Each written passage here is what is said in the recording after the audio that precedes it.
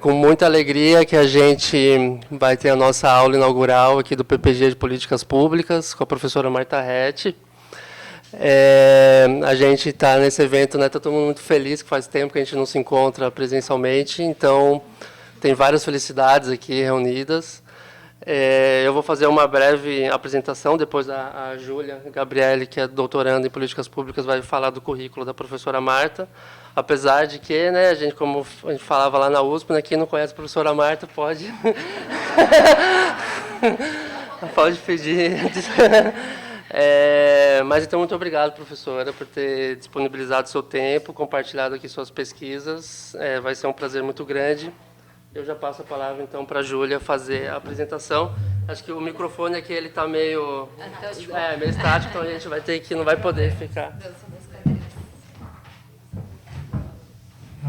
Vamos lá. Bom dia, gente. Bom dia, professora. A professora Marta Rett é professora titular do Departamento de Ciência Política da USP e também pesquisadora do Centro de Estudos da Metrópole. Ela possui graduação em Ciências Sociais aqui pela Universidade Federal do Rio Grande do Sul, mestrado em Ciência Política pela Universidade Estadual de Campinas, doutorado em Ciências Sociais pela Universidade Estadual de Campinas e também um pós-doutorado no Departamento de Ciência Política do Massachusetts Institute of Technology, MIT, dos Estados Unidos. Com você, a palavra. Obrigada. Vou acertar com o microfone aqui primeiro, depois que eu encontrar um ponto de equilíbrio aqui. Bom, muito bom dia a todos. Uma satisfação enorme estar aqui, por muitas razões. É a Juliana, né? A Júlia.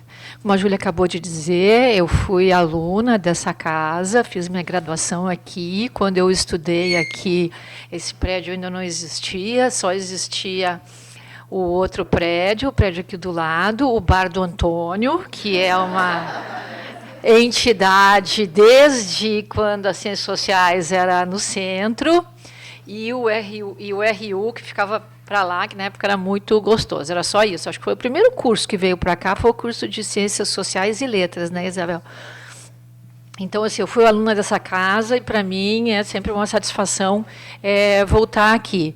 Além disso, eu tenho muitos amigos aqui, meus colegas professores, a Lígia, a Luciana, a Marília, a Isabel, e o Serginho, que é um amigo mais recente, enfim, não vou citar os dois com medo de esquecer alguém, mas eu tenho aqui amigos com quem eu mantenho contato regular, né? E, em terceiro lugar, pela oportunidade de discutir o resultado dessa pesquisa que eu estou fazendo com o Pedro Souza.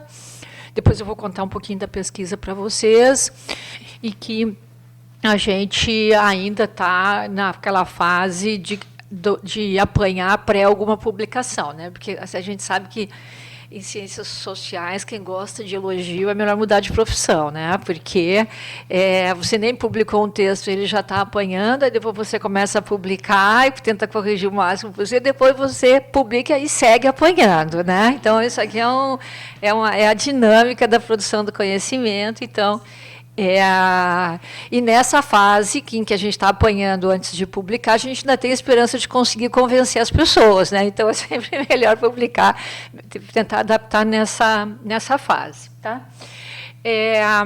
Eu vou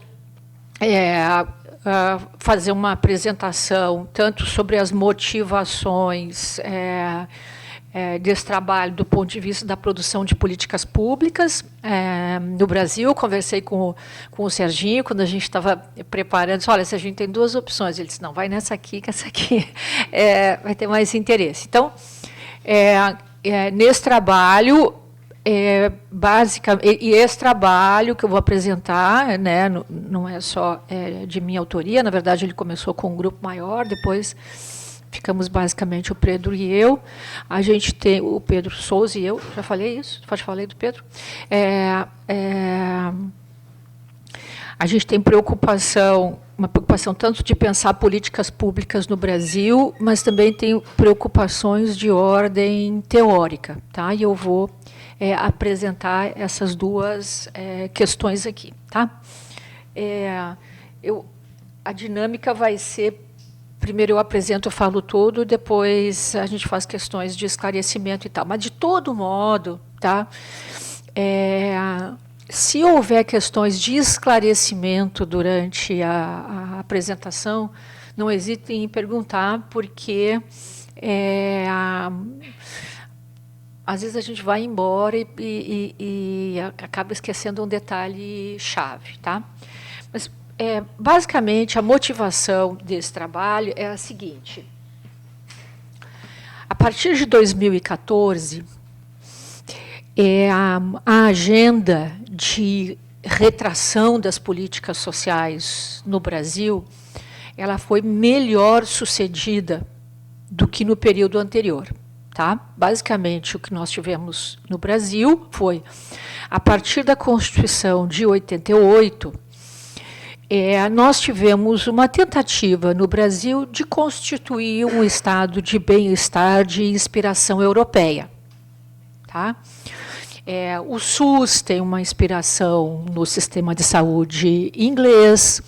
Nós instituímos regras constitucionais que estabelecem que nenhum idoso ganharia menos de um salário mínimo na velhice, tivesse ou não contribuído para o sistema.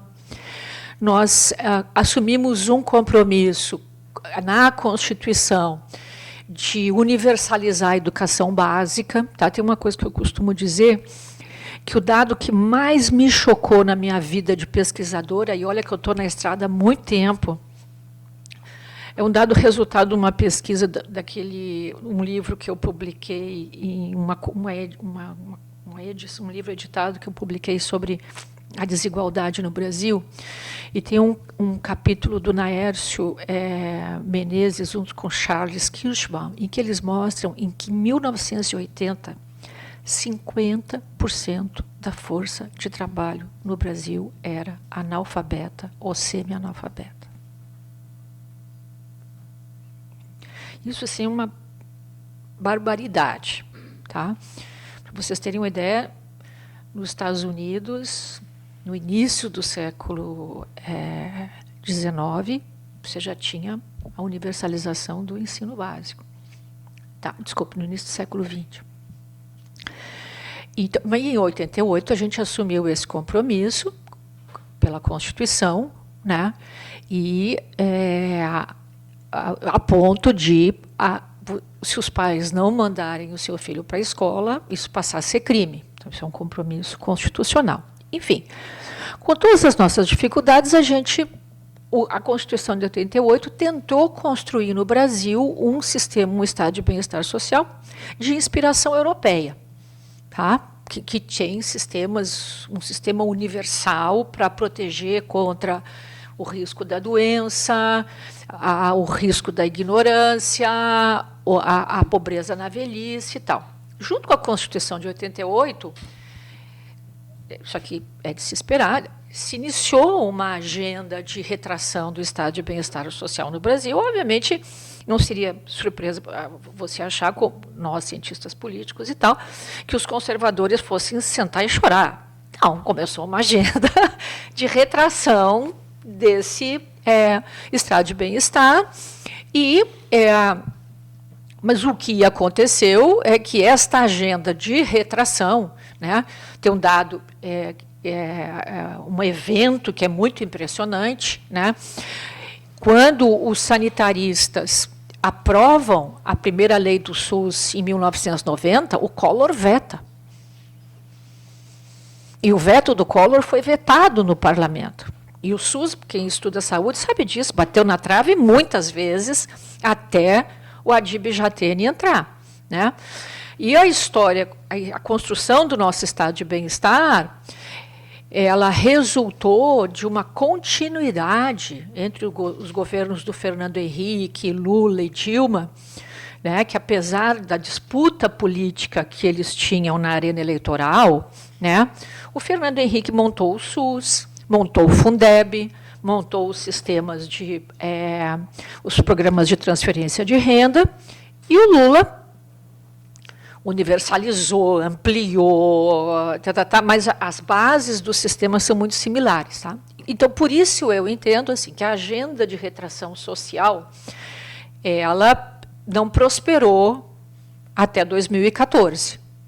A agenda vitoriosa, né, até 2014 foi uma agenda de construção desse estado de bem-estar social que vai incrementalmente montando o SUS, montando os sistemas de financiamento e educação, montando os programas de transferência de renda, a previdência rural e tá?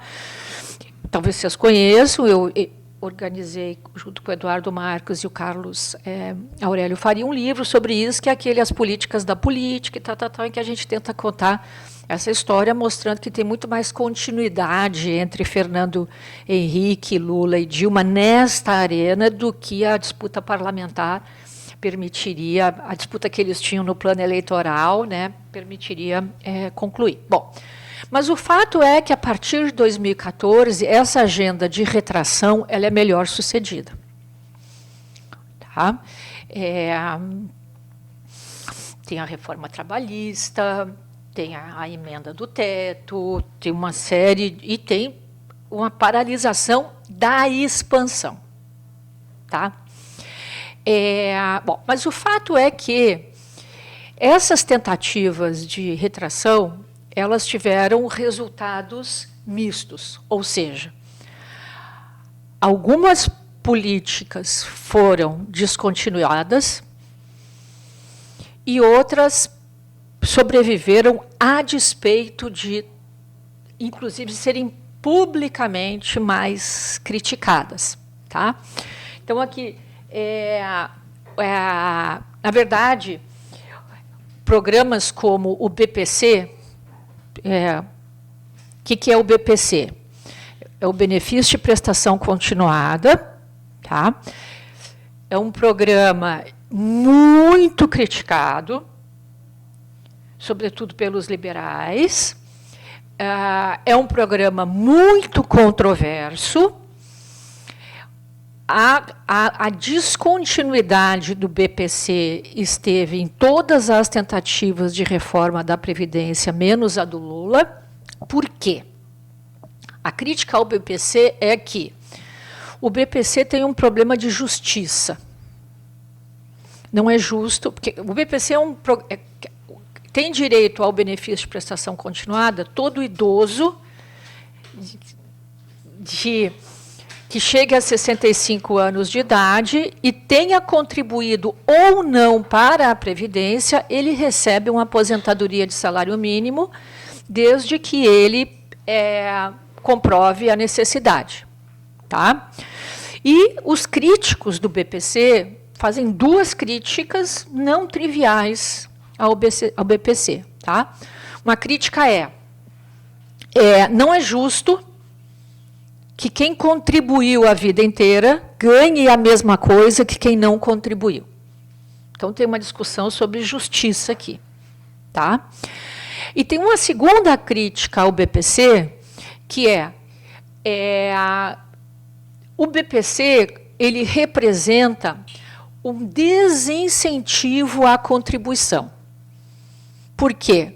Por que alguém vai contribuir para a Previdência se ele vai ganhar uma aposentadoria ao final da vida, mesmo não tendo contribuído?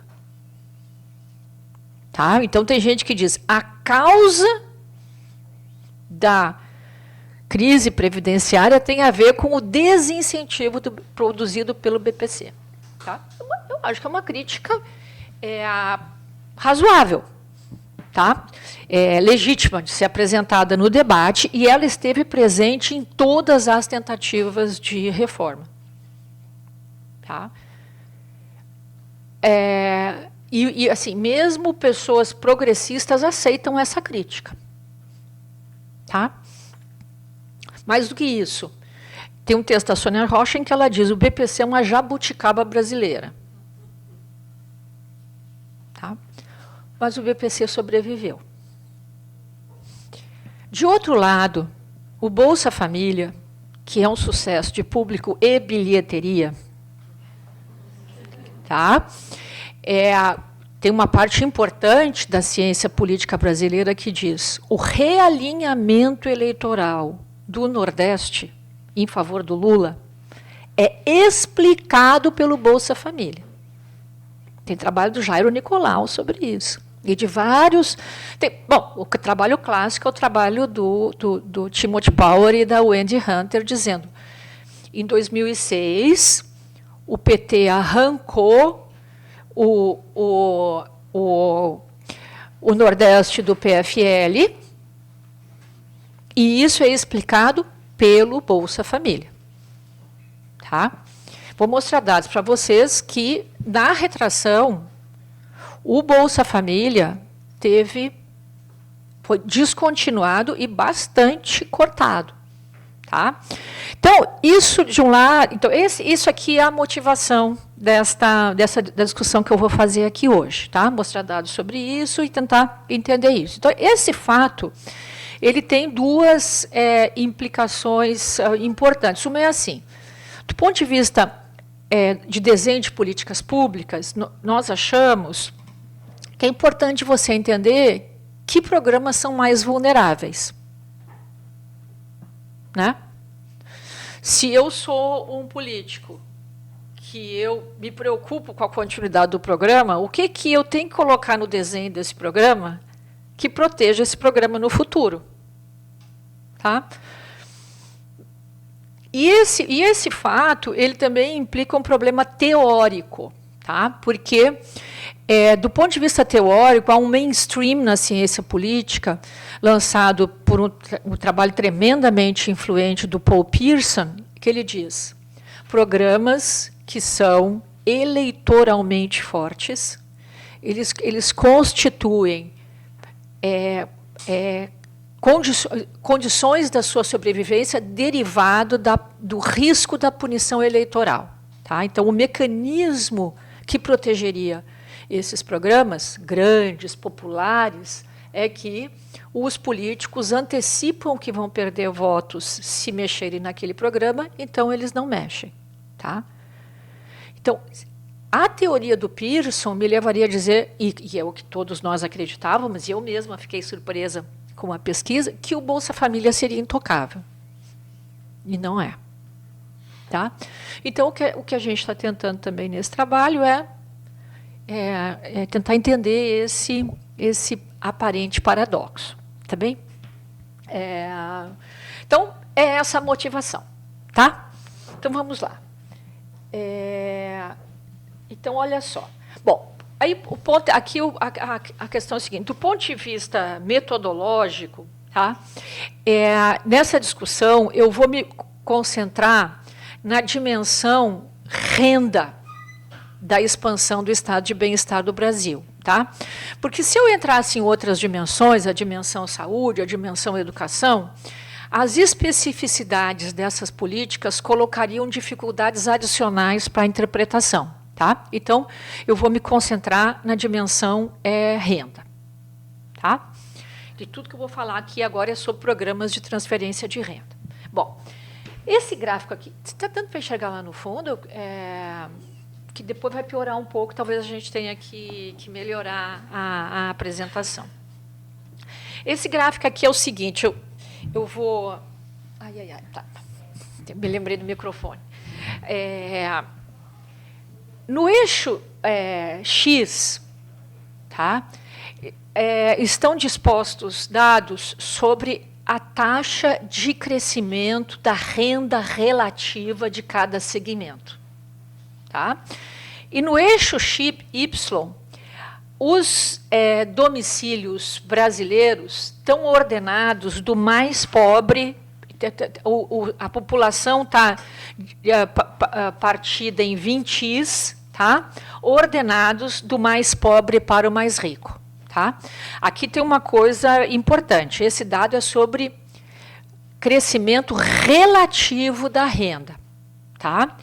E o dado se refere a de 84 a 2015. Tá? Então, eu pego o dado, a renda de cada um dos 20 DCIs, a renda média de cada um dos 20 DCIs em 2015, né? E calculo quanto ela cresceu em relação ao que ela era em 84. Tá? Então, ali, os mais pobres, tá? Cuja renda o primeiro vintil aqui, que são os mais pobres, cuja renda era aproximadamente R$ 75 per capita em 84, ela cresceu quase 100%, tá? Isso significa um crescimento de R$ 75 em termos absolutos. Tá? A renda do vintil mais rico, que era aproximadamente R$ 3.500 em 84, tá? Ela cresceu um pouco menos do que 100%, mas isso em termos absolutos é R$ 3.500. Tá? O Marcelo Medeiros tem um argumento de que é isso que produz a desigualdade, porque mesmo que o crescimento relativo seja menor, como o crescimento absoluto é maior, né, isso produz um distanciamento crescente em termos absolutos. Tá? Mas, de qualquer modo, tá, o fato é que a metade inferior da renda... e tem outro dado aqui, tá, que é... Isso aqui são dados de survey, então aqui não está controlado propriedade, riqueza, ativos e tal, que é toda a discussão Piketty. Tá? Bom, mas o fato é que o que esse dado está mostrando, tá, é o seguinte: a metade inferior da população, ou seja, a metade mais pobre, os 50% mais pobres, tiveram, nesse período, um ganho relativo de renda superior ao dos mais ricos. Tá? Eu não vou apresentar isso hoje, mas se vocês quiserem, depois eu falo sobre isso. Isso aqui está muito concentrado no governo Lula. Tá? No governo Sarney, os pobres perderam mais. Tá? No governo Collor, os ricos perderam mais, porque ali é basicamente o confisco da poupança. Tá?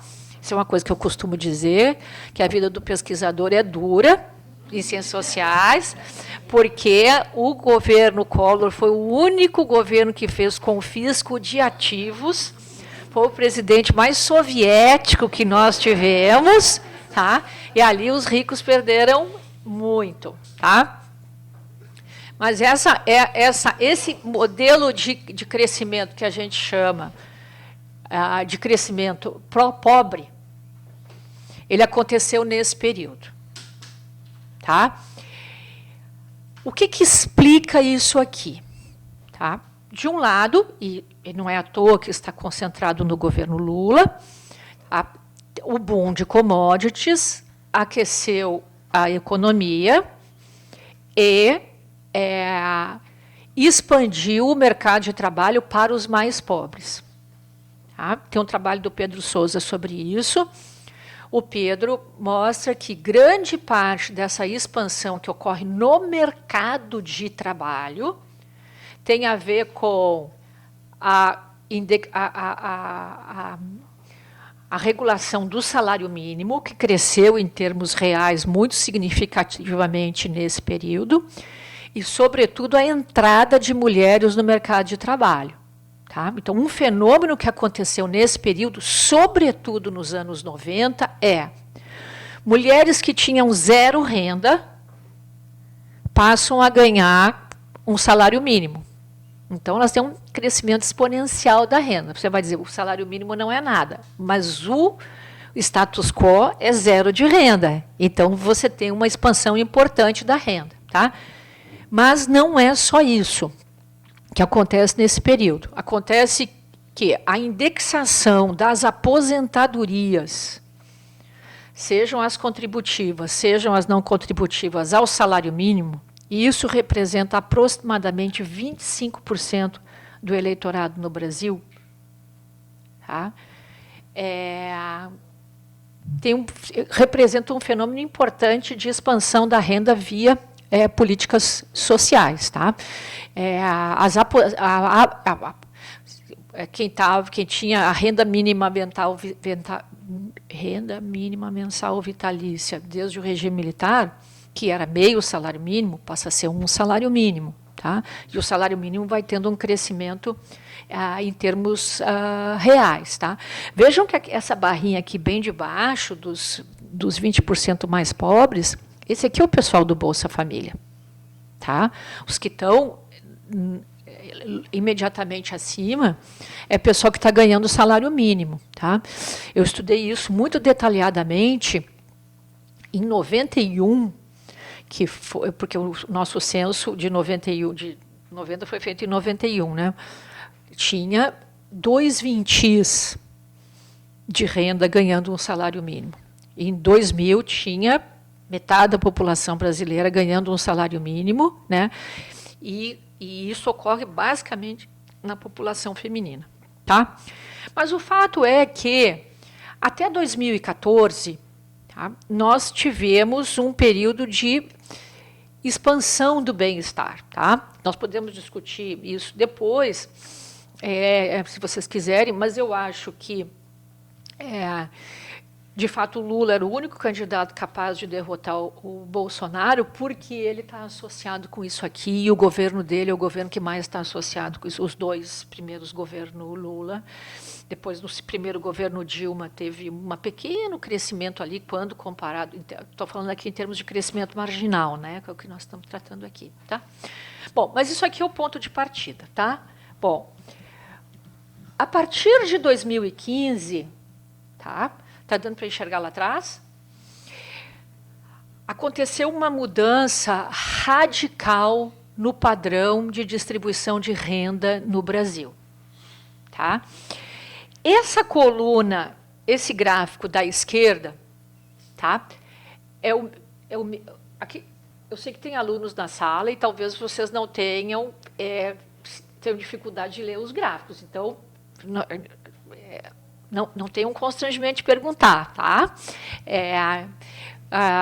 Esse gráfico aqui da esquerda, tá, é o mesmo gráfico anterior, só que disposto de um outro jeito. Tá? No eixo X está o crescimento relativo da renda, e no eixo X está a população disposta do mais pobre para o mais rico. Tá? Então, o fato de que a curva tenha esse formato aqui, tá? Isso quer dizer que lá na extrema esquerda, vamos ver se ele capta aqui, vamos ver. Ah, tá, não, é que eu fui orientada aqui a respeitar o microfone. Desse atrito aqui, né? Vamos ver se a gente... Então, olha aqui, ó.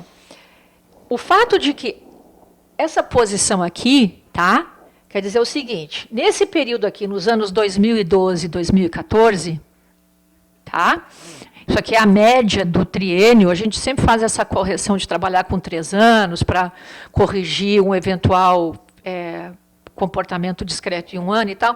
Isso aqui quer dizer que os mais pobres, tá, eles ganharam, tiveram um ganho real de mais ou menos 20%, e os mais ricos tiveram um ganho real inferior a 10%. Todo mundo ganhou em 2012 e 2014, tá? Mas os mais pobres ganharam mais do que os mais ricos. Tá? Este é o padrão que a gente teve nos governos do PT, basicamente. Tá? O que acontece quando começa a crise? Tá? Aqui é 0. Então, com a crise, em 2014 e 2015, todo mundo perdeu. Tá? Mas vejam que esses aqui são os que menos perderam. Tá? Isso aqui é a turma do salário mínimo, que tem a renda indexada ao salário mínimo. Tá? Agora, olha como os mais ricos perderam também.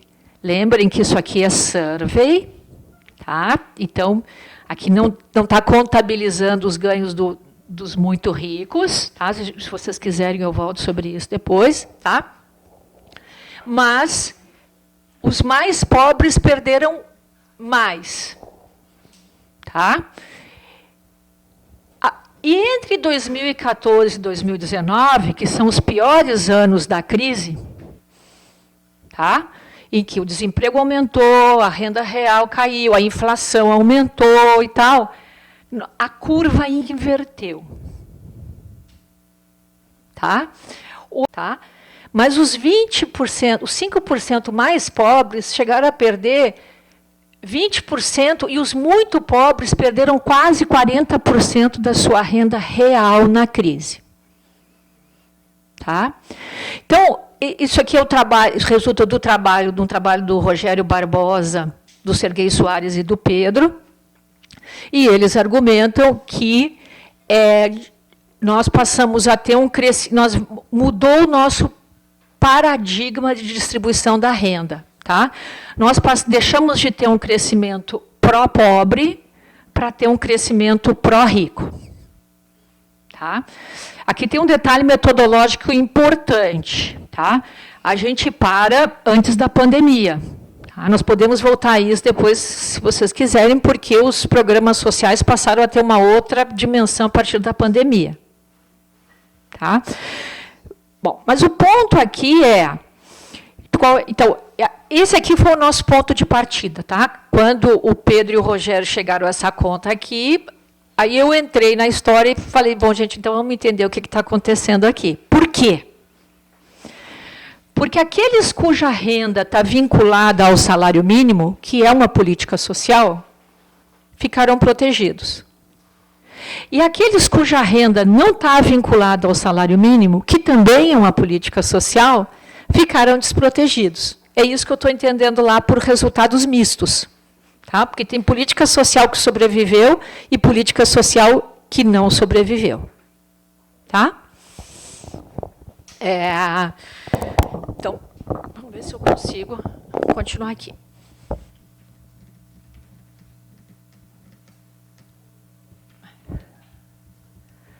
Então, olha só, o que quer dizer política social que sobreviveu e política social que não sobreviveu? Tá? Tá dando para enxergar lá no fundo? Tá? Então, assim, isso aqui é a linha, a trajetória do gasto em 4 programas sociais, programas de renda, tomando 2013 como ponto 100, tá? Como ponto de controle, e vendo a taxa de crescimento. Tá? Então, essa linha vermelhinha aqui é o Bolsa Família, esta linha amarela é o seguro-desemprego, e esta linha verde é a junção do BPC com as aposentadorias vinculadas ao salário mínimo. Tá? Então, o que aconteceu no Brasil em termos de volume de gasto? Quando a economia estava, na verdade, rumando para pleno emprego, em 2013 se dizia que o Brasil estava vivendo pleno emprego, essas políticas estão todas crescendo em termos de volume de gasto. Começou a crise, o BPC e a previdência de um salário mínimo segue crescendo, e o gasto com seguro-desemprego cai, e o gasto com o Bolsa Família cai, a tal ponto que, em 2017, tá, ele era 90% do que ele era em 2013. Tá? Em outras palavras, quando a crise começou, que aumentou o desemprego, aumentou a pobreza, quando nós esperaríamos que o intocável Bolsa Família ou que o seguro-desemprego operariam para proteger a população mais pobre quando ele se torna mais necessário, ele cai o gasto. E os programas previdenciários, sobretudo o BPC, em que todo mundo batia e que fizeram parte de todas as propostas de reforma, estão crescendo. Tá? Então, essa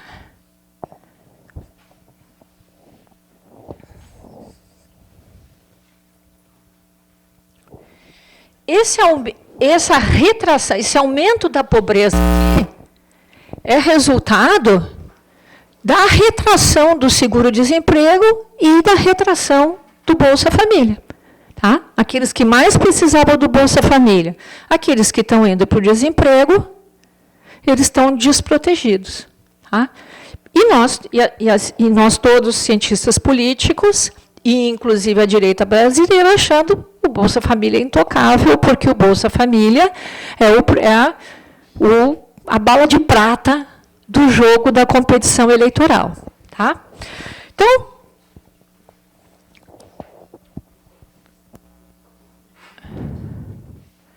vamos lá. O que diz a literatura internacional sobre... Então, o ponto é o seguinte, né?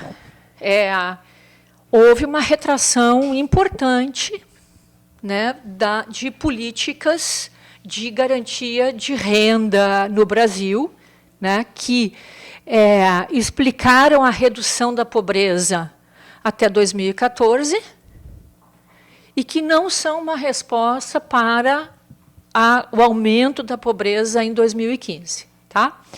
O que a literatura internacional diria sobre isso é que isso não deveria ter acontecido. Tá? Nós todos, embalados pela discussão sobre a importância do Bolsa Família, né, que assim, a grande estrela da proteção social do Brasil, das políticas de combate à pobreza, na verdade, não esperaríamos isso. Tá? Esse trabalho, tem dois trabalhos importantes do Paul Pierson, que é assim, digamos assim, uma das grandes estrelas do debate sobre retração do estado de bem-estar social. Né?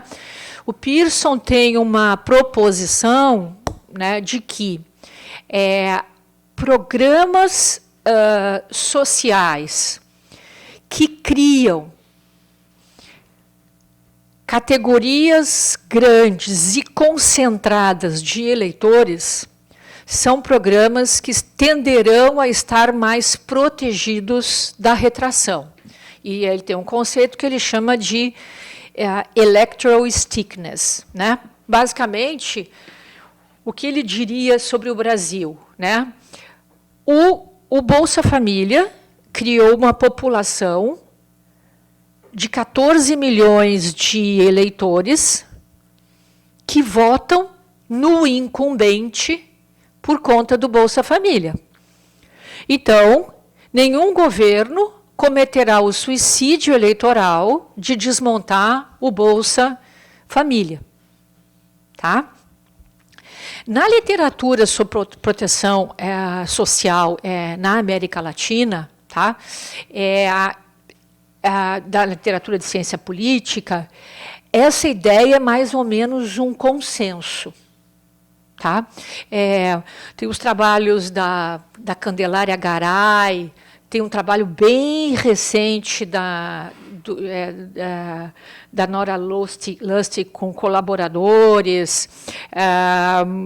Basicamente, o argumento da literatura latino-americana sobre proteção social, sendo a Candelária Garay uma grande liderança, é assim, ó. Na América Latina, quando universalizou o sufrágio, o grande elemento de competição entre a direita e a esquerda é a competição pelo voto dos mais pobres, dos outsiders. Tá? Por duas razões. Tá? A primeira é que eles são novos entrantes na arena eleitoral, né? E a segunda é que eles estavam tão desprotegidos pelos sistemas de proteção anterior que haveria uma avenida de credit claiming com esses eleitores. Tá?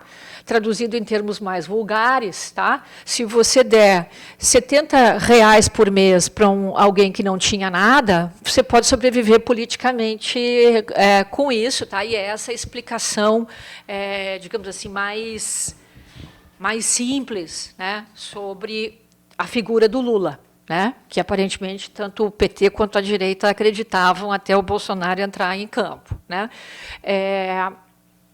Mas o fato é, tá, assim, que a literatura internacional, né, ela não...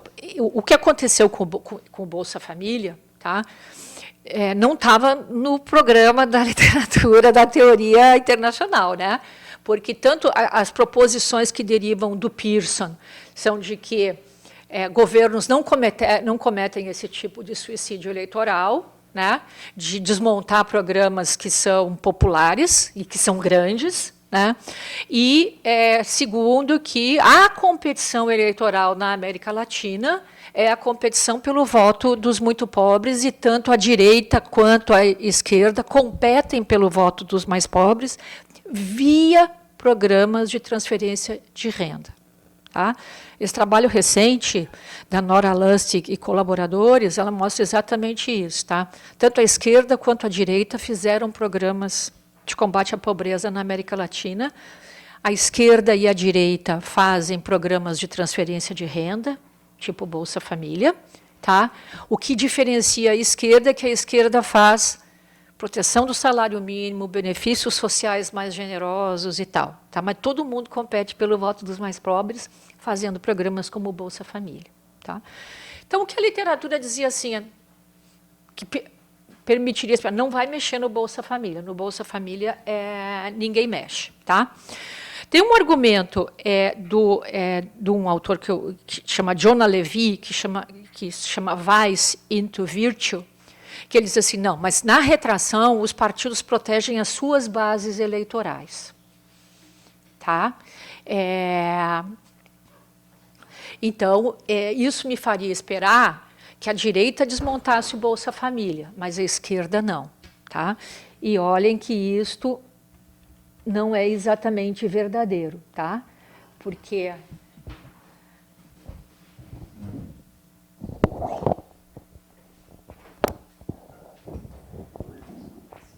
o corte de gastos com o Bolsa Família, com o seguro-desemprego e com o Bolsa Família começa já na Dilma. Tá? Ele acelera depois, mas ele começa na Dilma. Então, uma explicação partidária, ela não é suficiente para explicar o que aconteceu. Mas o que a literatura também diz sobre a retração do welfare? Tá? É de que governos, a principal preocupação dos governos de qualquer orientação ideológica, quando eles fazem a retração de políticas sociais, quando a retração entra na agenda, é o que a literatura chama de blame avoidance. O que é o blame avoidance? É você evitar a responsabilização pelo que você fez. Tá? Então, o Pearson tem uma formulação que é, quando a política das políticas sociais, ela tem um estilo, quando os governos estão reclamando crédito, estão pedindo crédito pelas políticas que eles fizeram, tá? Do estilo das estratégias quando eles estão impondo perdas. Porque aí o problema não é impor perdas, o problema é não deixar a sua digital lá. Tá? E nesse debate tem um trabalho bem importante do Jacob Hacker, que hoje é coautor do Pearson, mas que no começo ele criticava, no primeiro capítulo da série, ele criticava o Pearson. Ele diz, a principal estratégia quando os governos estão retraindo e eles têm que fazer blame avoidance, né, eles têm que tirar a digital do que eles estão fazendo, é a possibilidade de ter o que o Hacker chama de estratégias invisíveis. Tá? E aí ele elenca lá várias estratégias invisíveis, e uma delas, que se tornou a mais popular e a mais estudada, é o drift. E o drift é assim, os governos deliberadamente não fazerem nada. Tá? A pobreza está crescendo e o governo não faz nada. Tá? E aí, com base nisso, a gente fez uma discussão conceitual de drift. E aí, e o que aconteceu com o seguro-desemprego e com o Bolsa Família foi drift. Tá?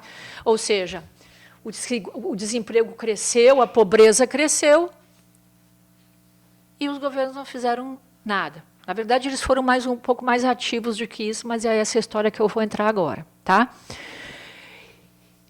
E aí, nós comparamos aqueles nossos 4 programas lá, examinando quando é que é possível fazer drift.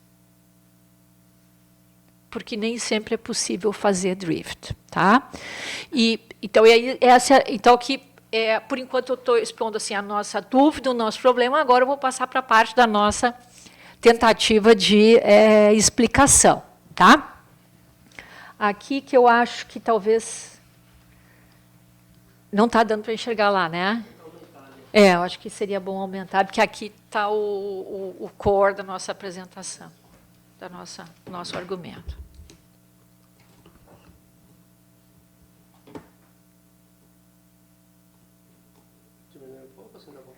Quanto maior, melhor. Aqui quem tá, o pessoal lá de aqui tá bom aí? Lá atrás está dando para enxergar agora?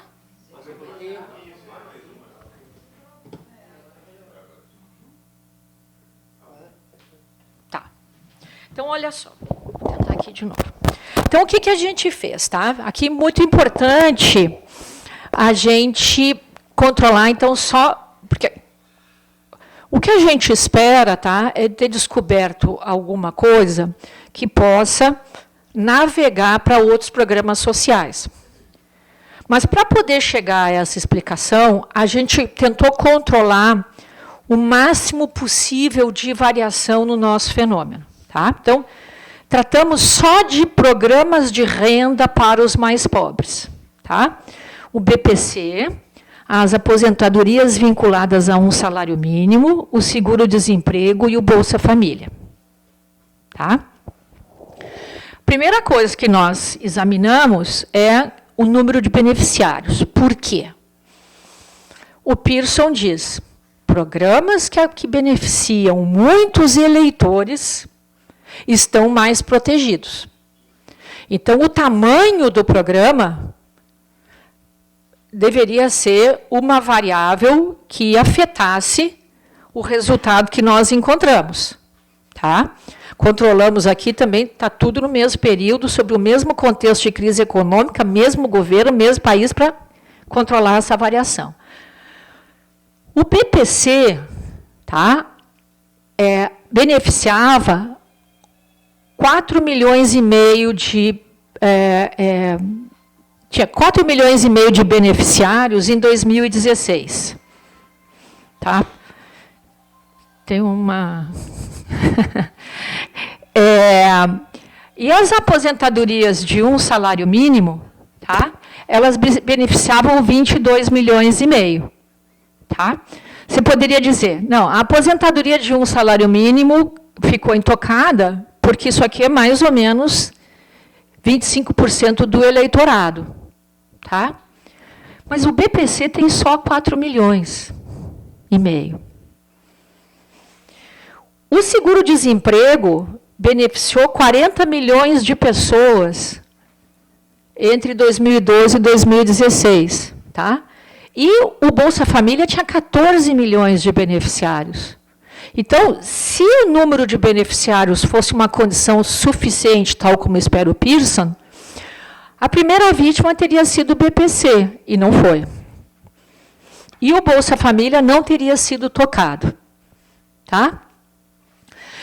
Tem uma coisa que está controlada aqui também, que isso aqui é tudo pessoas pobres, relativamente desorganizadas, sem capacidade de pressão. Então, toda a literatura sobre movimentos sociais também está fora aqui. Tá? Então, o que é a nossa proposição? Tá?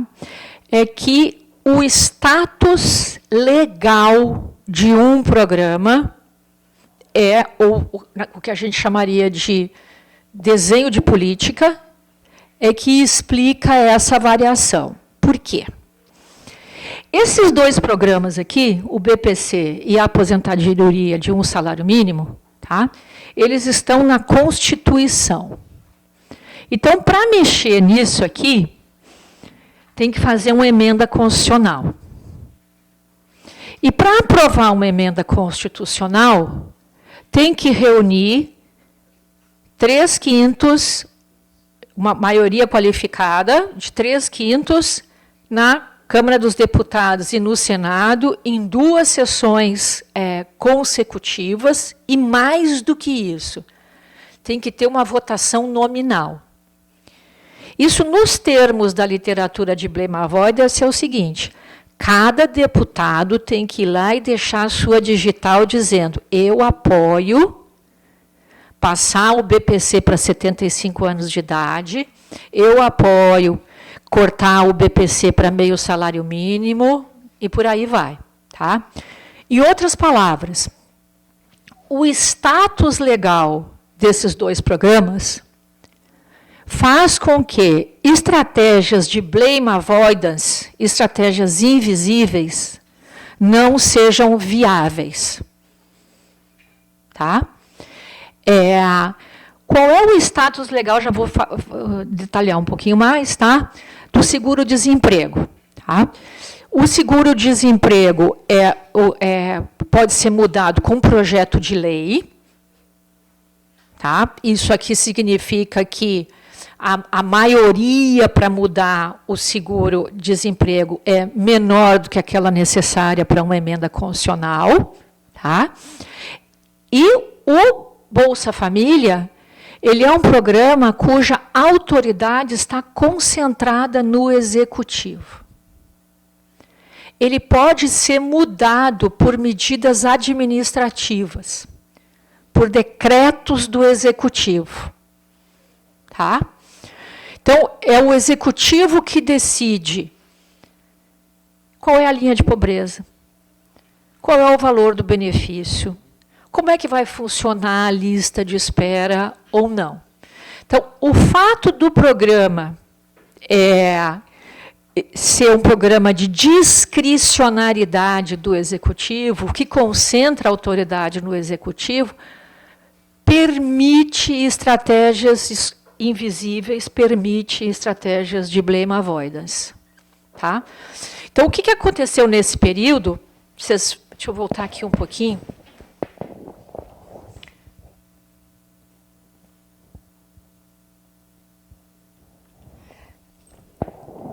Vocês veem que tem no Bolsa Família, né? Tem uma queda, depois tem um picozinho, tem uma queda. Então, isso aqui é o seguinte: quando ia lá em imprensa e dizia a lista de espera está em 1 milhão, eles davam uma recuperadinha. Como diz o Kingdom, a imprensa vai para um outro assunto, a opinião pública esquece, aí volta a adotar a estratégia novamente. Tá? Então, a nossa primeira proposição é o seguinte: são mais vulneráveis à retração aqueles programas cujo desenho permitem estratégias invisíveis de retração. E permitem estratégias invisíveis de retração aqueles programas que concentram a autoridade de desenho, de deliberação sobre a política no Executivo. Por quê? Porque o Executivo não precisa submeter a mudança a nenhuma arena decisória que forneça uma oportunidade para a oposição criticar o que está sendo feito. Tá? Essa é a estratégia invisível. Isso quer dizer que, pressionado por ajuste fiscal, tá? Os programas que concentram a autoridade no Executivo são candidatos mais fortes à retração. Tá? Porque são aqueles que permitem estratégias menos custosas de retração. Tá? Não importa quantos beneficiários eles tenham. Tá? Então, o BPC, que beneficia só 4,5 milhões de pessoas, que eu não sei por que ele é tão detestado, porque é um programa muito pequeno, né? Porque ele viola princípios de autossuficiência em que muitas pessoas acreditam. né, ele é menos vulnerável do que o Bolsa Família por causa das regras decisórias. Tá? Eu tenho certeza que a segunda pergunta será sobre o Auxílio Brasil. Deixa aí que nós... eu vou deixar isso para o debate. Tá? Então, vamos lá. Então, deixa eu agora diminuir um pouquinho. Serginho, me ajuda aqui, por favor.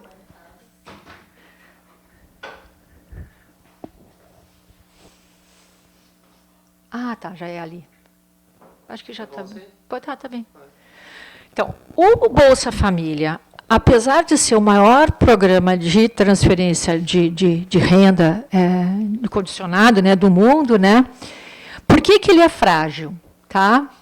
Ele não constitui um direito dos cidadãos, nem uma despesa obrigatória. Tá?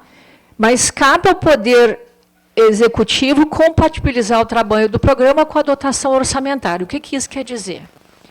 Não é que o governo mede o número de pobres e ajusta o gasto do programa de acordo com o número de pobres. O que acontece com o Bolsa Família é que aprova um montante no orçamento e ajusta o número de pobres ao orçamento disponível. Tá? Então, se tem lá tanto para gastar, aumenta a linha de pobreza, e fecha a lista de espera. Então, os pobres elegíveis, eles são ajustados ao orçamento do programa e não o contrário. Tá? Por que a aposentadoria de um salário mínimo e o BPC cresce? Porque, como ele é um direito constitucional, o cara chegou aos 65 anos, ele vai requerer aquele benefício, se o INSS não dá para ele vai constituir um advogado e o orçamento vai ter que se ajustar. E esse crescimento da despesa obrigatória pressiona o gasto do Bolsa Família, porque aí está crescendo aquele orçamento lá, o orçamento é fixo, né? Infelizmente, dinheiro não dá em árvore, tem que cortar o outro. Tá?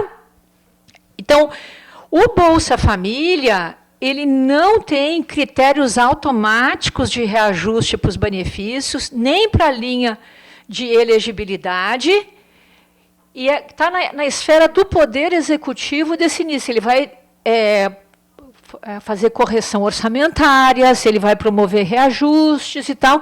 E o que aconteceu nesse período é que essa preocupação com aumentar o valor do benefício ou aumentar o número de beneficiários, cresceu quando o programa veio para a arena eleitoral. Ou seja, quando a imprensa denuncia isso, então a estratégia deixa de ser invisível, ou em anos pré-eleitorais, porque aí quer aumentar o volume de beneficiários. Tá?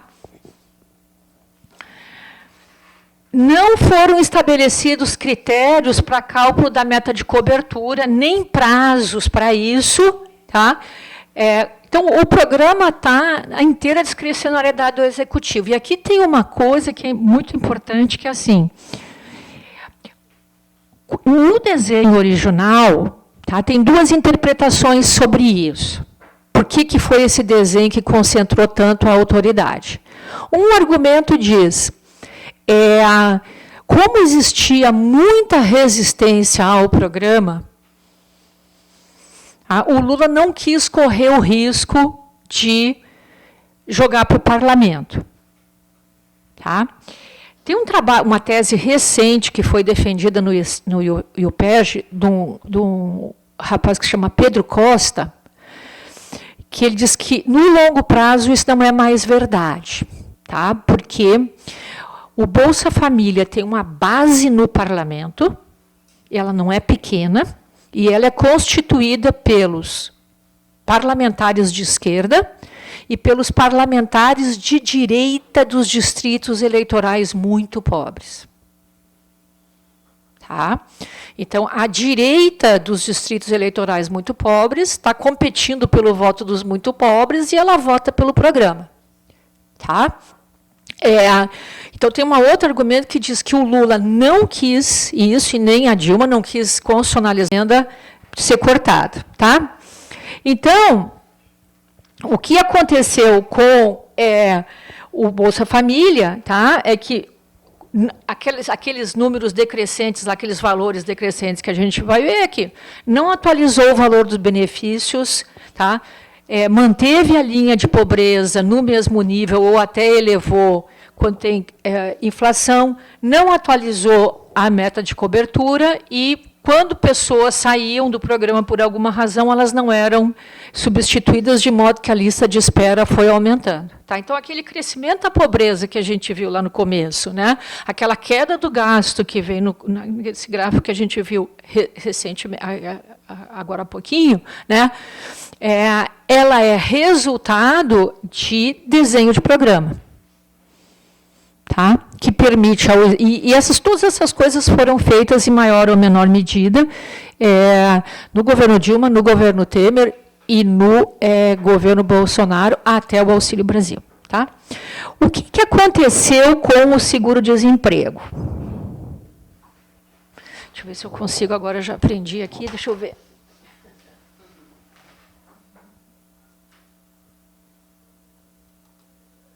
Aumentar um pouquinho mais. Deixa eu ver agora.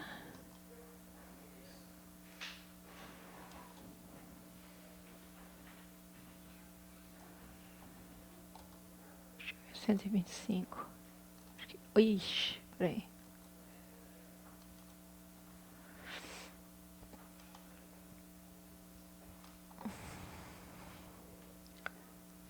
Vamos ver se eu... Tá. O que aconteceu com o seguro-desemprego? Tá? Teve uma primeira reforma do seguro-desemprego que foi feita no governo Dilma. Tá? Na época, com o seguro-desemprego acontecia o seguinte paradoxo. As contratações estavam crescendo, tá? Isso foi em 2015, a primeira reforma. Não, isso foi em... Foi um projeto... Depois, foi 2013 essa resposta. Depois eu olho a data, mas a história é a seguinte. Em 2013, tá, se constatou o seguinte. O gasto com seguro-desemprego só crescia e a economia estava a praticamente pleno emprego. Tá? Então, você tinha uma situação que não fechava, né? Que era o gasto com seguro-desemprego crescendo e o desemprego desaparecendo. Tá? E a grande suspeita, à época, tá, é que havia uma espécie de conluio entre as empresas e os empregados, tá? Pelo qual as empresas demitiam um funcionário, ele desfrutava do seguro-desemprego e depois ele voltava a ser contratado novamente pela mesma empresa. Tá? E a isso foi atribuído o fato de que a legislação sobre o seguro-desemprego era muito frouxa. Então, o governo Dilma propõe uma mudança da regra do seguro-desemprego, aumentando o tempo de valor dos benefícios. Tá? Então, em vez de ser a primeira solicitação, passaria a receber em vez de receber 3 meses, receberia 6 meses. Tá? A segunda... deixa eu ver uma coisa aqui. A segunda solicitação também passaria a ser 6 meses. Eu estou me perdendo aqui na minha...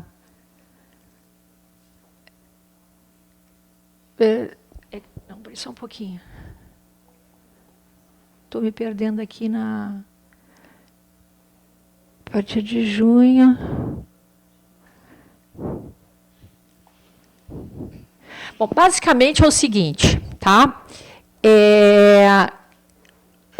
A mudança que a Dilma faz diminui o tempo, o número de meses que você recebe pagamentos e aumenta o tempo que tem que fazer contribuições para receber o benefício. Tá? Ela basicamente endurece as regras de elegibilidade para o programa.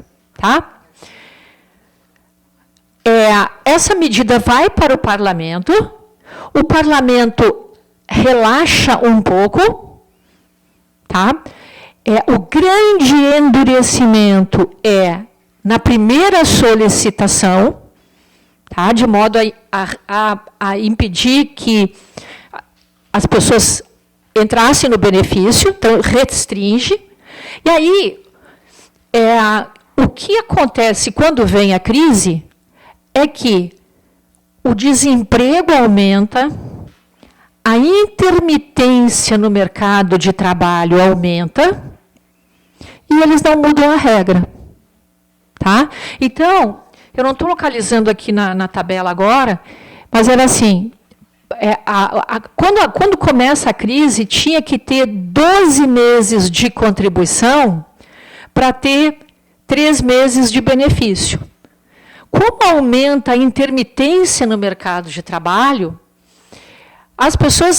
os trabalhadores de mais baixa não tinham os 12 meses de contribuição para pedir o primeiro benefício. Tá? Então, o que acontece com o seguro-desemprego não é que eles passam a negar.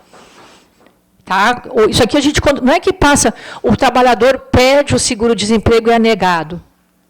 O que cai drasticamente é o número de solicitações.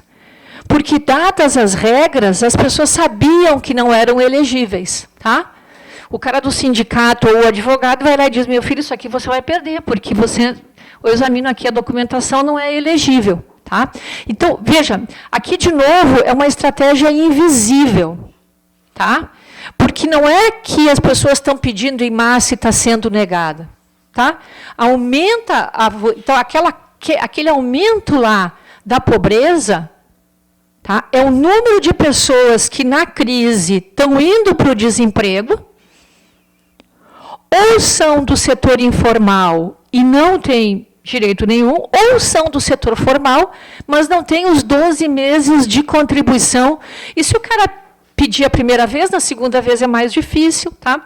Então, o que foi aqui a estratégia de controle do gasto com seguro-desemprego? Quando o desemprego no Brasil duplicou de tamanho durante a crise, e quem foi para o desemprego estava desprotegido, porque não era elegível, né? Mudou a situação, não era mais a situação do governo Dilma, e o governo simplesmente não fez nada. Pronto, não gasta com seguro-desemprego, e é isso que joga as pessoas lá na pobreza. Tá? Isso aqui é visível, tem que passar pelo parlamento, tem que discutir publicamente, basta não fazer. Tá? Então, 2 programas que, então, o Brasil tinha esse sistema, tem um sistema de seguro-desemprego, que na época atingia 40 milhões de pessoas, se você olhar só pelo desenho, mas se você olha a regra, na crise esse programa não funcionou. Tá? O Brasil tem um programa de coisa mais de Bolsa Família mais proclamado do mundo, prêmio para cá, prêmio para lá, voto, realinhamento eleitoral, sucesso de público e bilheteria. Na crise, basta não fazer. Tá? Agora, não fazer não é um privilégio de todos os programas. Tá? Porque nas aposentadorias, se você quiser cortar, você tem que mandar uma medida para o parlamento dizendo vamos cortar assim. No Bolsa Família e no seguro-desemprego, dado o desenho do programa favorece estratégias invisíveis. Tá? Então,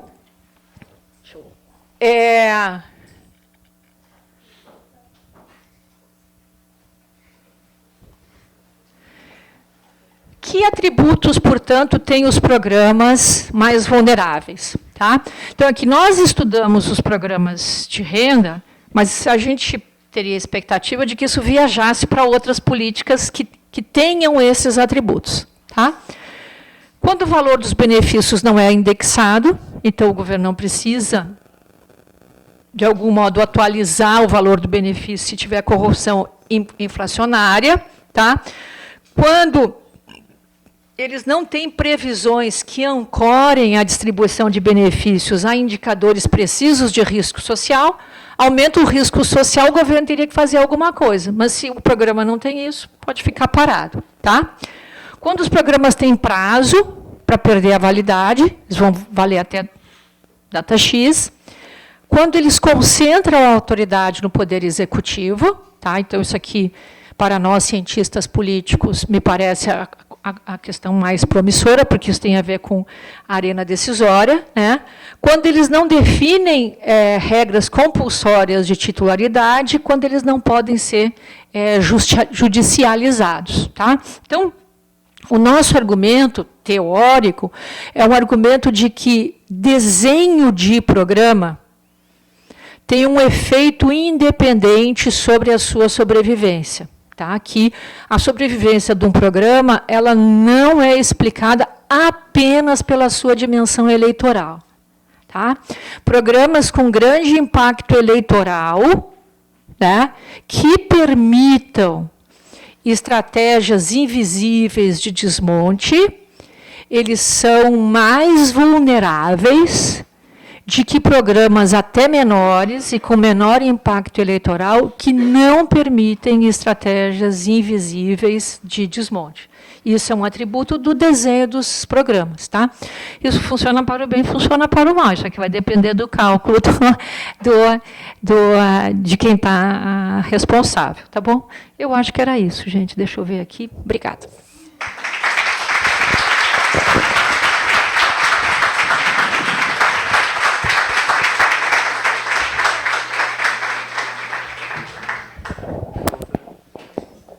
Pô, muito obrigado, Marta. Foi excelente. Acho que todo mundo aprendeu bastante. E a gente pode fazer um... Vou fazer uma piada aqui, professor. O Sérgio me disse assim, Marta, você fala 1 hora. Eu falei assim, aí o Sérgio, eu não tenho tudo isso para falar. Conta aí.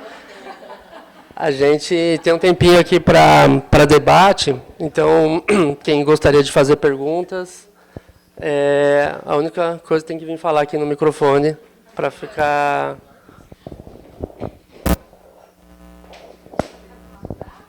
vamos fazer uma rodada, mas pode vir.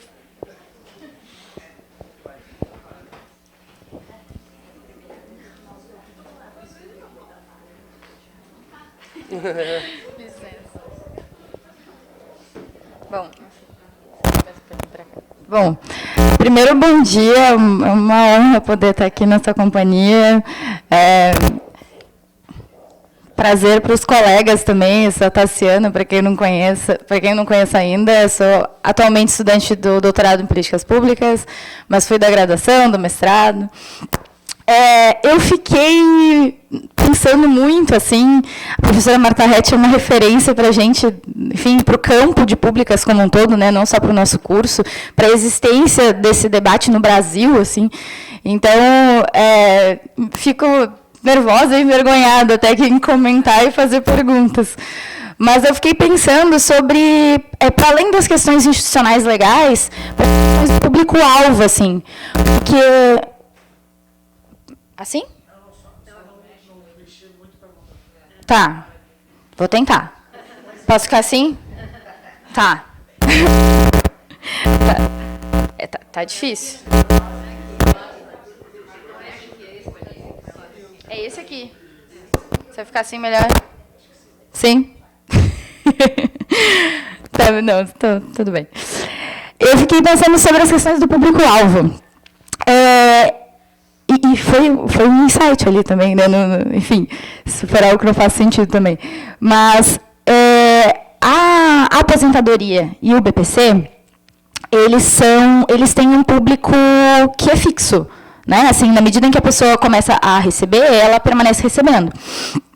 E os beneficiários do Bolsa Família e do seguro-desemprego, eles são tanto geracionais, né, pensando o Bolsa Família ali, quanto voláteis, pensando o seguro-desemprego.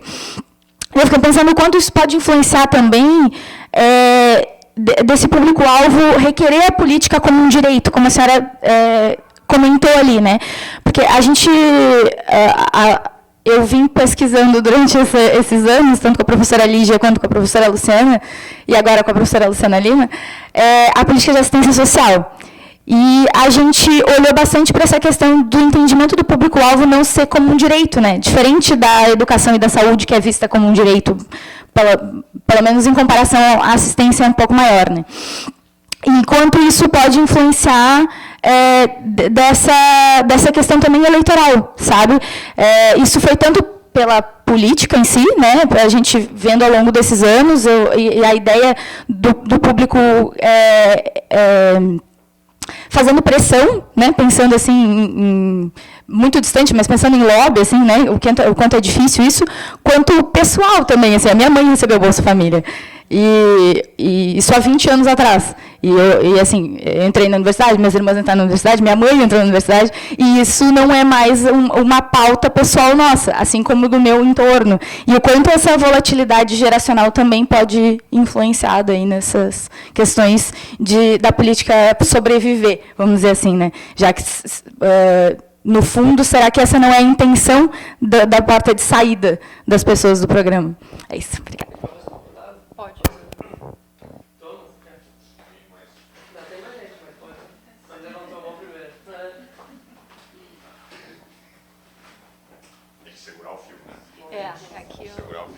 Bom, professora Marta, obrigado pela palestra excelente. Não, eu fiquei pensando, eu sou economista, então posso falar bobagem, e os cientistas políticos que me corrigem